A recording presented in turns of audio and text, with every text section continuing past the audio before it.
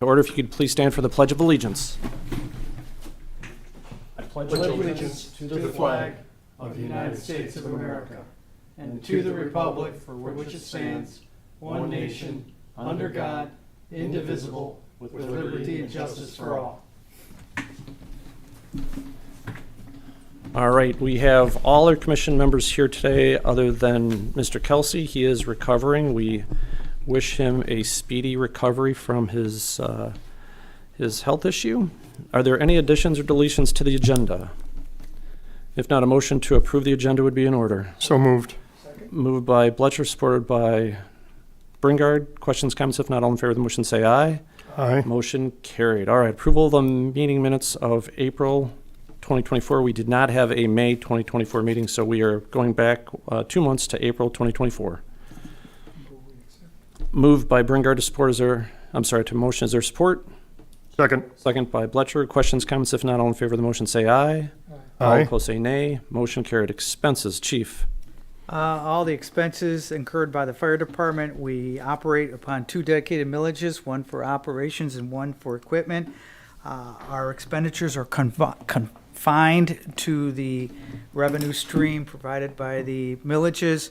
All expenditures comport to the dedicated percentages of our budget, and we have no deviations from our budget. Any questions of the chief with regards to the expense report for either April 24 or May of 24? If not, a motion to approve both of them would be in order. Moved by Bringard. Is there support? Support by Corneffel. Questions, comments? If not, all in favor of the motion say aye. Aye. Motion carried. Discussion items. We have 3 tonight. Chief. One discussion item is, let's say the first discussion item would be chief's report. I can say one thing, the fire department's very busy. This time last year, January 1 to May 31st, we had 234 EMS calls.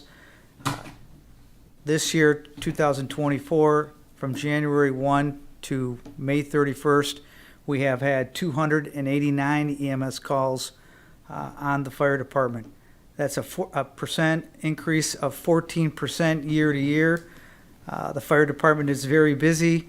I attribute that increase to the aging community that we love to service on Grosse-Ile. I'm glad to say that the FD, the fire department, is keeping pace.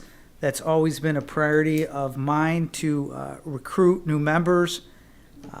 The fire department, a year and a half ago, was at 15 members. Covering that many calls was most likely unsustainable. We now have 26 new members. That's an increase of 11 new members, and we've been able to keep the pace. So that is always a discussion item of this chief and of all the other members of the fire department. Very important. One other item I'd like to note, a citizen came up to me yesterday and indicated that at the fire on Hickory Island, he called 911 to report the fire. And he advised me that his phone call, was shared between another municipality and didn't get to Grosse-Ile Dispatch. I indicated to him, I said, at the Fire Commission, I will promote Grosse-Ile residents, because it is very common that when you call 911 on a cell phone, a lot of our, let's say, cell tower space is shared with various municipalities. You may get or receive contact to a different police or fire dispatch. Note that. And you must, in my opinion, in this world of cell phone use where everybody's using a contact button on their cell phone, they forget that the days before 911, I would promote that you have in your contacts a number for police and fire, and it says on it 734-676-7100. That is probably, when you use your cell phone, the most efficient or direct way to ensure you're going to call our dispatch. Now, I checked with PD Dispatch, FD Dispatch, and they say, yeah, we get calls on 676-7100, for emergencies all the time. It's the same dispatch, okay? So had he had in his phone, he did not even know the phone number to PD dispatch, which is FD dispatch. I urge people, you should also have that number programmed in your phones. I think all of us remember when you had the little orange stickers, it was 676-7100. I remember from when I was an elementary school kid. And on my phone, I have 676-7100 as police and fire. So I wanted to make a public service announcement to all those new residents, some old, still remember that you can dial 676-7100 on your cell phone, and it will go directly to our dispatch. It will not share with another municipality.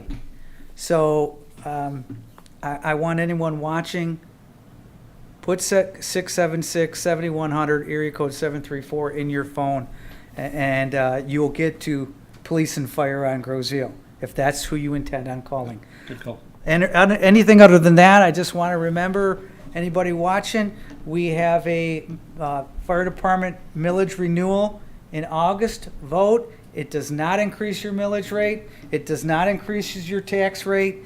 It's to keep the fire department funded as is. It is a renewal. It is not an increase.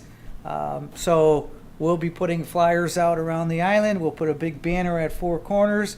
Please vote in favor of your platinum asset, the Groseal Fire Department. That's all I have to say on the chief's report. RFPs. Next item, we have a request for bid out to repair the fire training tower and the hose tower. I've attached a copy of the bid. I think the bidding will end in about 15 days. It is published. I know we have one bid already. That tower has been leaking for approximately 10 years. What do you say, Bob? It penetrates the roof, it penetrates the lower decks, and it has eroded the steel decking of the tower, and it is in dire need of repair. And I'm glad to say that the funding for that is COVID relief money. It is already allocated. We don't need a budget item, no taxpayer money, and we have the money set aside 2 years ago for this project. So the work is to be completed by the end of August, and I'm looking forward to getting that finally done. Chief, real fast for the public, just explain what the training tower is, where it's located, and the purpose of it. The training tower is a 3-story tower behind the fire department. You cannot see it from the road. We use that tower for training the firefighters on all sorts of, let's say, drills, everything from carrying patients, everything from hose lays up stairways, everything from,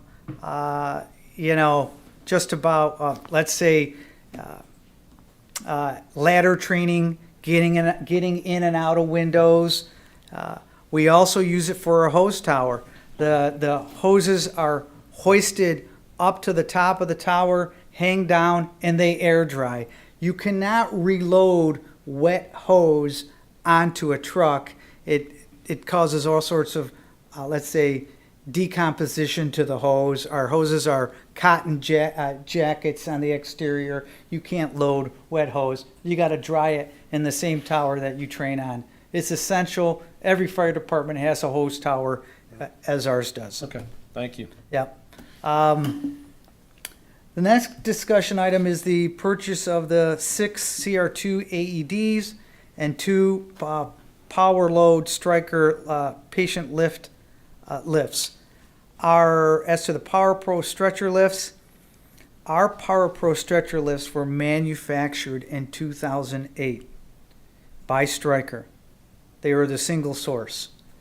The fire department purchased these 2 Power Pro stretcher lifts in 2016 as used and remanufactured. They are still 2008 units. The life expectancy of a Power Pro is 7 years. What that means is there is no testing on the operability of these units beyond 7 years.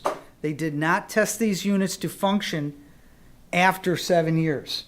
So the quality control of these units, or the, let's say, operability expectations, are 7 years. After 7 years, the liability of this metal, these lifts, moves from Stryker to the Groseal Fire Department.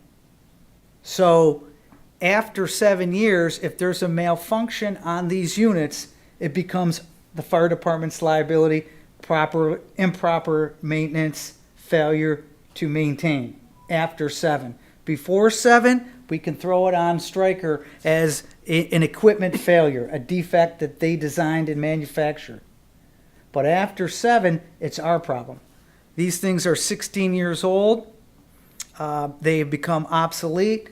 The tech has to come from Stryker to repair these things on an increasing, let's say, schedule.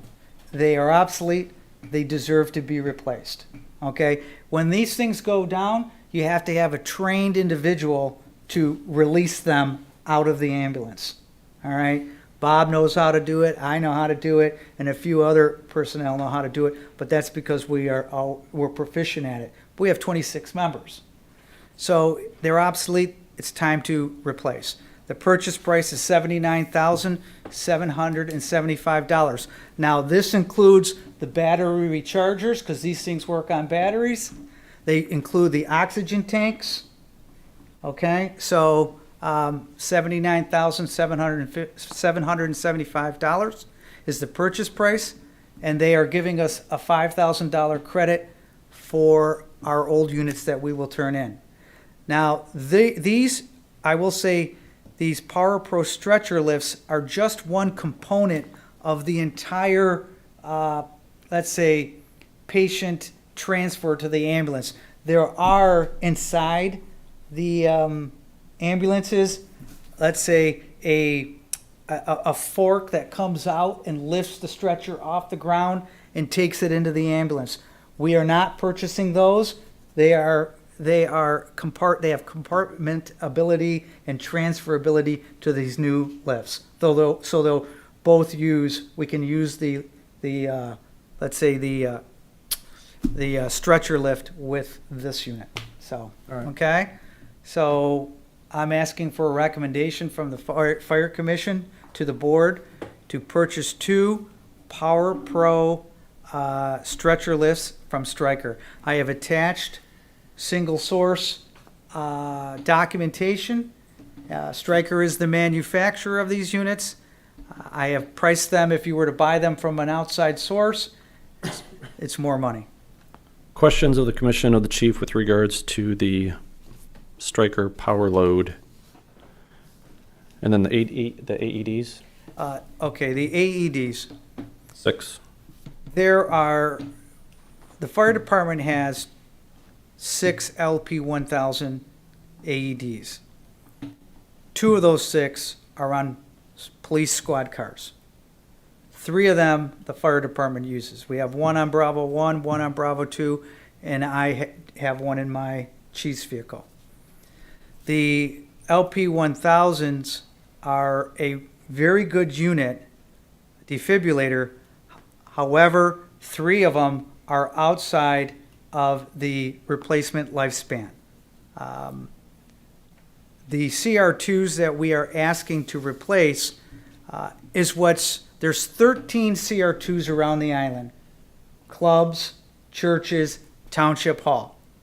The fire department monitors those CR2s because of the Wi-Fi connectability improvements. So the CR2 is a unit that is throughout the township. The fire department has these 6 other LP1000s, and the inferiority of the LP1000 is that to analyze the heart activity by the LP 1000, you have to stop compressions of CPR. When you stop CPR compressions, you are compromising blood perfusion. That means heart muscle. The best way to preserve the heart muscle and increase survivability is to have quality compressions that are not compromised or let's say in any way stalled. With the CR2, you can analyze the heartbeat right through the compressions, so you get 100% hands-on analyzation by the CR2 unit. The LP 1000, you do not. The CR2 has better Wi-Fi connectivity, which means that the CR2 can transmit data to hospitals. It can transmit data to the fire department. It will tell the fire department when a battery is going low or dead at a club, a church, or down here at Township Hall. We monitor the battery life at the fire department. So the CR2 and the analyzation time for the CR2 versus the LP 1000 is nearly cut in half. So the CR2 can advise a shock quicker without, let's say, compromising compressions, which is an increase in survivability rate, and therefore a way more advanced unit. So I'm asking the Fire Commission to make a recommendation to the board to purchase 6 new CR2 defibrillators. Do you have a price for that? The price for the defibrillators is $11,370.71. That includes a credit of $400 per LP 1000, and we have 6 of them. That means Stryker's giving us a credit of $2,400. All right. Commission, is there any questions with regards to the AED purchase proposal? John, does this all come out of our equipment fund? Yes, there is no budgetary impact here for the fire department. As you know, the fire department has had a capital asset improvement plan for in excess of 20 years. And this goes the same with the $79,000 for the Power Pro lifts. The fire department has planned for these expenditures. They come out of the capital improvement plan. This is all funded via the equipment millage, and it has no budgetary impact on the fire department. We have planned for these expenditures just like the aerial decades ago, and we stick to our capital replacement plan. All right. Any other questions? If not, if we can go into our action items, we're going to split this up. The first would be a motion to recommend to the Township Board the purchase of the 2 Stryker Power Pro lifts in the amount of $79,775.